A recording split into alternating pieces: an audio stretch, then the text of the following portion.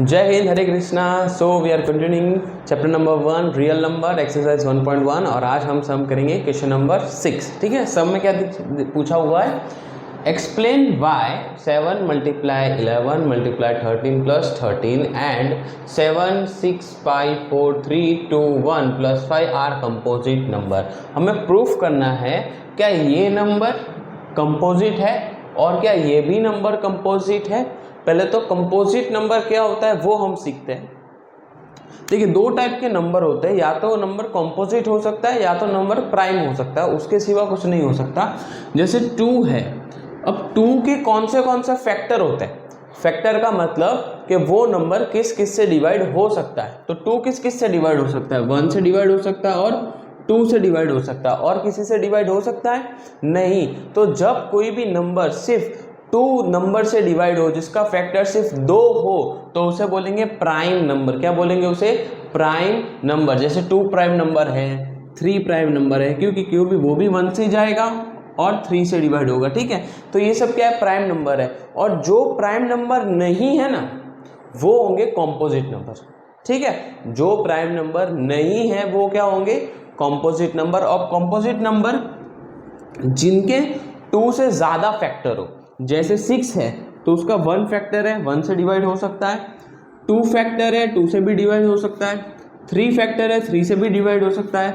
और 6 भी फैक्टर है, 6 से भी डिवाइड हो सकता है। तो ये क्या है, कॉम्पोजिट नंबर जिसके एक से ज़्यादा फैक्टर हो तो वो के कॉम्पोजिट नंबर। और प्राइम नंबर जिसके सिर्फ 2 फैक्टर हो। ठीक है, प्राइम नंबर में सिर्फ 1 से डिवाइड हो सकता है और वो खुद से नंबर से डिवाइड हो सकता है। कॉम्पोजिट नंबर प्राइम नंबर के सिवा जो भी नंबर है वो सारे कॉम्पोजिट होंगे और जिनके एक से ज़्यादा फैक्टर होंगे। ठीक है, क्लियर। अब हम सम पे जाते हैं। सम में पहले हमें ये फाइंड करना है कि क्या ये कॉम्पोजिट नंबर है, और फिर हम ये फाइंड करेंगे कि क्या ये भी कॉम्पोजिट नंबर है। तो पहले इसका सॉल्यूशन करना पड़ेगा। 7 मल्टीप्लाई 11 मल्टीप्लाई 13 प्लस 13।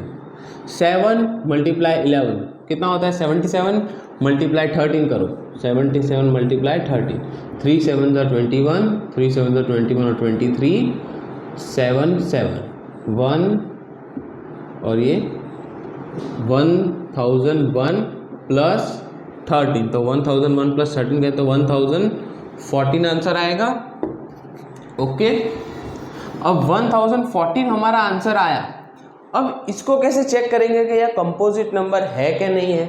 तो हम इसका प्राइम फैक्टराइजेशन निकालेंगे। प्राइम फैक्टराइजेशन निकालने के बाद हमें पता चलेगा कि इसके कितने फैक्टर हैं, उसके हिसाब से हम कहेंगे कि ये कंपोजिट नंबर है या नहीं। ठीक है, 1014 का प्राइम फैक्टराइजेशन निकाले तो 2 से डिवाइड हो सकता है, 5 रो 7। ठीक है, फिर ये किससे डिवाइड होगा, ये 3 से डिवाइड हो सकता है। 507 को 3 से डिवाइड करूँ तो 3 1 जा 3, 3 6 जा 18 और 3 9 जा 27। 169, और 169 भी किससे डिवाइड हो सकता है, 13 से होगा। 13 1 जा 13, 13 3 जा 39, कितना आया 13 और ये 13। ठीक है, तो देख लेते इसका 2 multiply 3 multiply 13 multiply 13 is equal to 1014। 1014 के कितने फैक्टर है, 1 2 3 4, मतलब 4 फैक्टर है। तो जिसके एक से 2 से ज़्यादा फैक्टर हो वो क्या नंबर होता है, कॉम्पोजिट नंबर होता है। तो हमने प्रूफ कर दिया कि भैया 1014 क्या है, कॉम्पोजिट नंबर। क्यों कॉम्पोजिट नंबर है, क्योंकि इसके एक 2 से ज़्यादा फैक्टर है। ठीक है, क्लियर। अब हम दूसरा सॉल्व करते हैं। ओके, दूसरा हमारे पास क्या है, 7 × 6 × 5 × 4 × 3 × 2 × 1 प्लस 5। 7 6 जा 42, 42 × 5 10, 5 4 जा 20 और 21, 210 मल्टीप्लाई 4 मल्टीप्लाई 3 24 25 मल्टीप्लाई 2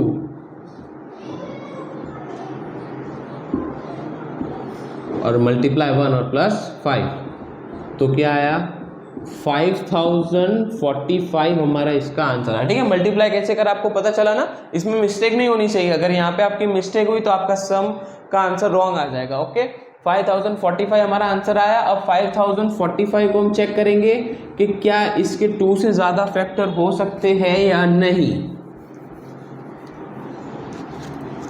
5045 5 से डिवाइड होगा 1009। ओके, अगर मैं 5045 को 5 से डिवाइड करूं तो मेरा आंसर आएगा 1009। ओके, आप कर सकते हो। अब 1009 जो है वो प्राइम नंबर है तो सिर्फ 1009 से ही जाएगा। अब 1।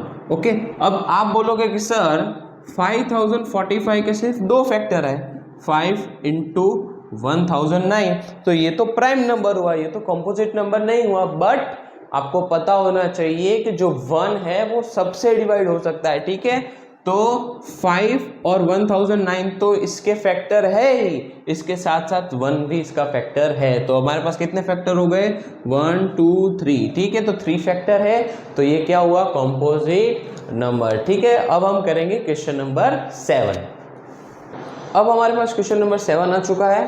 क्वेश्चन में लिखा है there is a circular path around the sports field, Sonia takes 18 minutes to drive 1 round of the field while Ravi takes 12 minutes for the same. Suppose they both start at the same point at the same time and go in the same direction. After how many minutes will they meet again at the starting point? एक circular path है, ठीक है, sports field के around circular path है। उसमें सोनिया जो है 18 minutes लगाती है एक राउंड लगाने में। सोनिया कितने मिनट्स लगाती है? 18 मिनट्स। उसमें रवि जो है वो 12 मिनट लेता है एक राउंड पूरा करने के लिए। अगर वो दोनों सेम पॉइंट से स्टार्ट करें सेम टाइम पर, तो ऐसे कितने मिनट बाद वो लोग एक ही जगह पर मिलेंगे? ठीक है, आपको क्वेश्चन समझ में आया? अब देखो आंसर में बहुत सिंपल आंसर है, कोई ज़्यादा बड़ा आंसर ये नहीं है नहीं।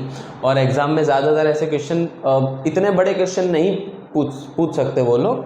ठीक है, क्या लिखा हुआ है? पहले तो सोनिया कितने मिनट्स लगाती है? 18 मिनट्स लगाती है। तो इसका हमें एलसीएम फाइंड करना पड़ेगा। क्या फाइंड करना पड़ेगा? इन दोनों का LCM.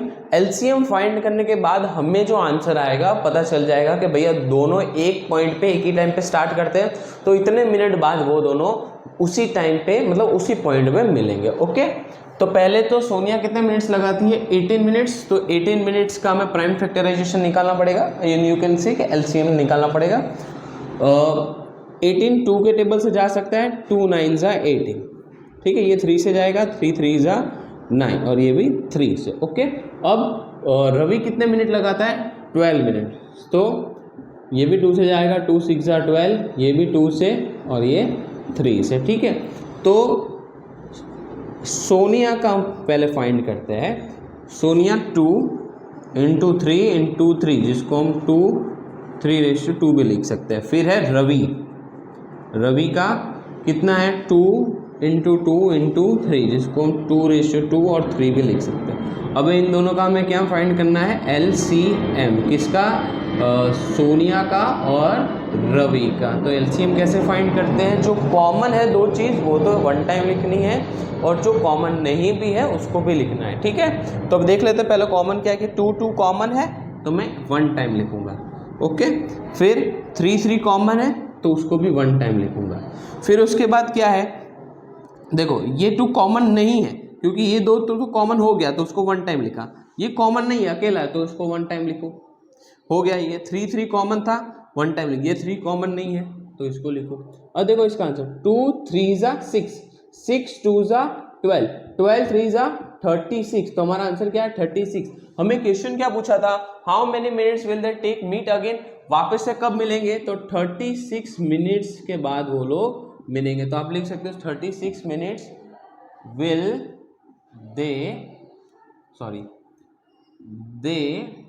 will take to meet again at the starting point.